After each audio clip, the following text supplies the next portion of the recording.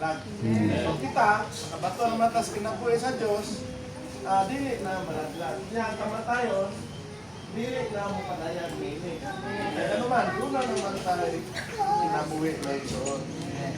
So, aron magwalas kamatayon o magpadangat sa iyong katapusan, dili lang malaglag na kinabuhi ang kamatayon, kung dili, maglakip na sa gahom ni Elimelson. Hindi nga, huwag ang forgiveness sa iyang lamit. Hindi na nga ganahan ang kamatayon ani kay ang tagiya ani, mahuman ang yawa. No? Iwagtang pagod mo ekson, pinagi sa gahom sa kamatayon. So, salamat sa Ginoo. Kaya kay giwala naman, pinagi sa kamatayon.